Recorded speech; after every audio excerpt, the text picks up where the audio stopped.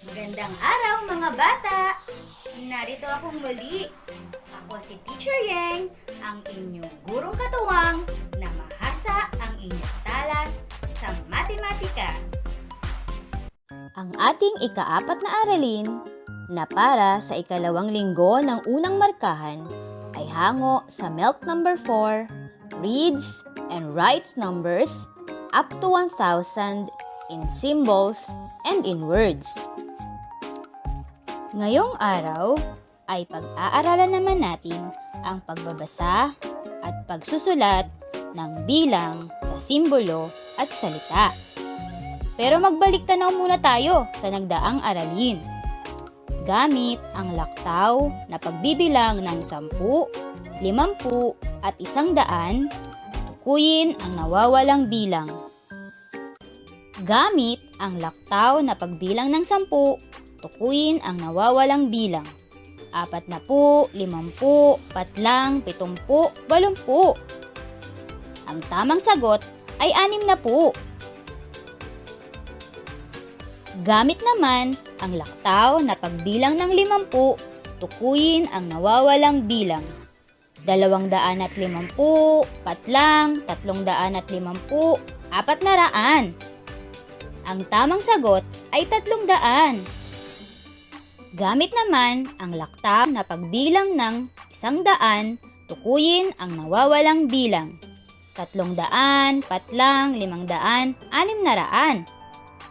Ang tamang sagot ay 400. Magaling mga bata! Napatunayan ninyong talagang inyong natutunan ang nagdaang aralin. Para sa panimulang pagsasanay, ibigay ang value ng digit na may salungguhit. Para sa unang bilang, ano ang value ng digit na 3 na nasa sandaanan? Magaling! Ang value ng 3 na nasa sandaanan ay 300.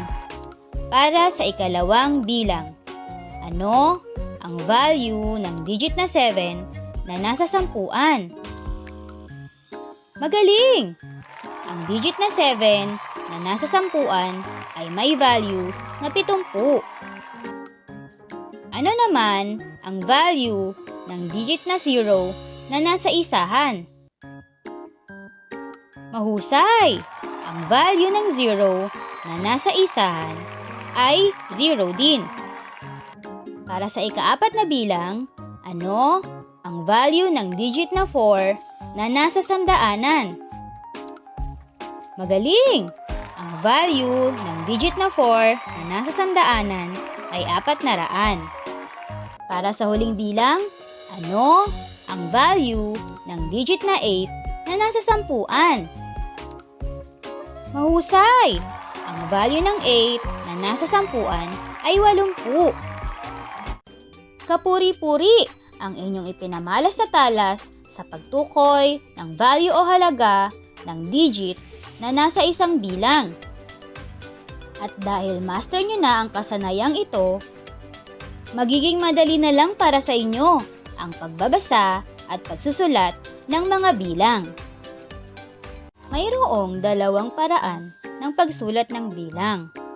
Una ay gamit ang simbolo o numerals. Ikalawa ay gamit ang salita o number words. Narito ang talahanayan ng pagsulat ng isahang bilang mula 1 hanggang 9 sa simbolo o numerals at sa salita o number words. Basahin natin. 1, 2, 3, 4, 5, 6, 7, 8, 9. Ito naman ang talahanayan ng pagsulat ng dalawahang digit na bilang mula 10 hanggang 11 sa simbolo o numerals at sa salita o number words. Basahin ulit natin. 10, 11, 12, 13, 14, 15, 16, 17,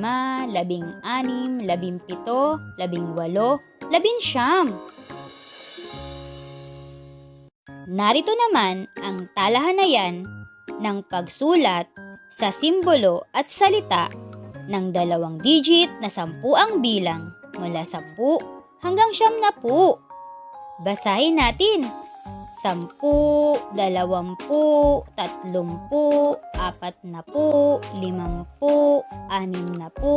60, 70, 80, 90. Ito naman ang talahanayan sa pagsulat sa simbolo at salita ng 3 digit na 100 ang bilang mula 100 hanggang 900. Basahin din natin. 100, 200, 300, 400, 500, 600, 700, 800, at 900.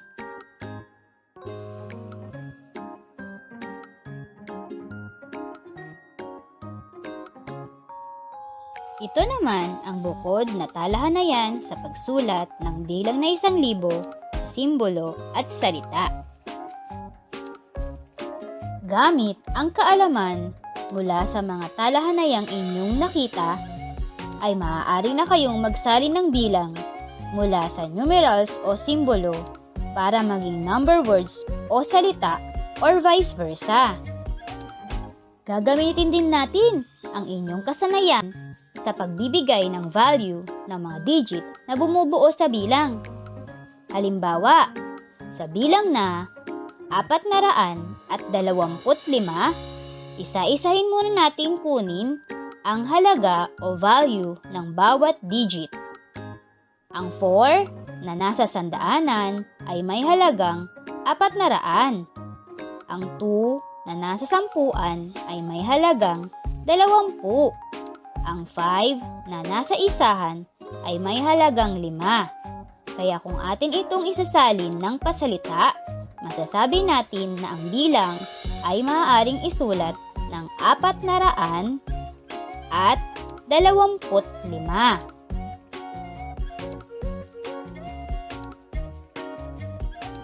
Bilang ikalawang halimbawa ay narito ang isa pang bilang.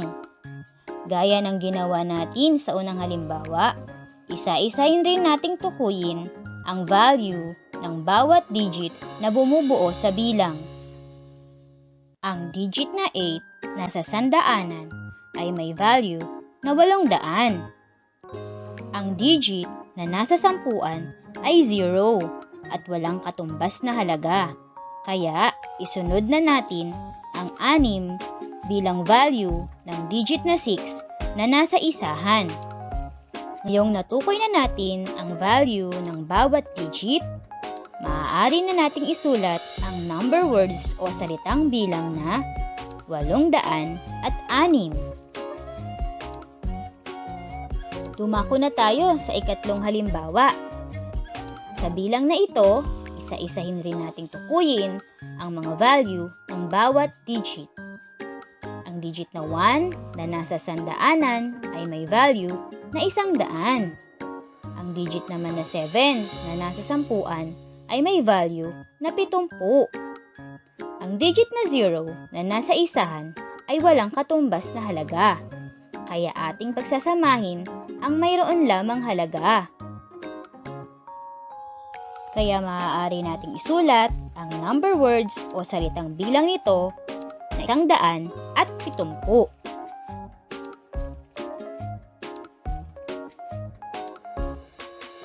Kung ating susuriin sa ating mga halimbawa sa pagbasa o pagsulat ng mga bilang, ay gumagamit tayo ng pangatnig na at. Ito ay upang pagdugtungin ang mga halaga ng mga digit at mabuo ang bilang. Sa pagkakataong ito, ay isasali naman natin ang mga salitang bilang o number words sa simbolo o numerals. Basahin natin ang salitang bilang na ito.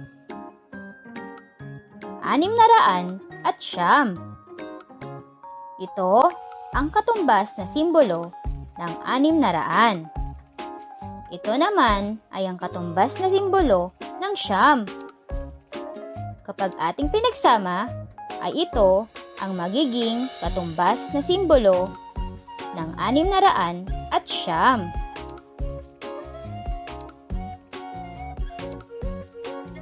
Basahin natin ang kasunod na salitang bilang. 350. Ito ang katumbas na simbolo ng 300. Ito naman ang katumbas na simbolo ng 50. Kapag ating pinagsama, ay ito ang magiging katumbas na simbolo ng 350. Basahin natin ang salitang bilang na ito. 1,000. Ito ang katumbas na simbolo ng 1,000. Naunawaan nyo na ba ang ating aralin? Tandaan, malaking tulong ang mga talahan na yan upang madali ninyong mabasa ang mga bilang sa simbolo at salita. Idagdag din ninyo ang inyong kaalaman sa pagtukoy ng mga value o halaga ng mga bilang. Handa na kaya kayo sa isa pang pagsubok? Subukin natin ang inyong talas sa pamamagitan ng pagsagot sa gawaing ito. Piliin ang titik ng angkop na bilang sa simbolo o salita. Para sa unang bilang, ang 807 sa simbolo ay patlang. Piliin ang titik ng tamang sagot. Titik A ba ang iyong sagot? Magaling! Narito naman ang ikalawang bilang. Ang salitang bilang ng 600 ay patlang. Titik C ba ang iyong sagot? Tama! Narito na ang ikatlong bilang. Ang simbolo para sa bilang na 1,000 ay patlang. Titik C ba ang iyong sagot? Mahusay! Congratulations mga bata! Napagtagumpayan nyo na naman ang aralin natin ngayong araw.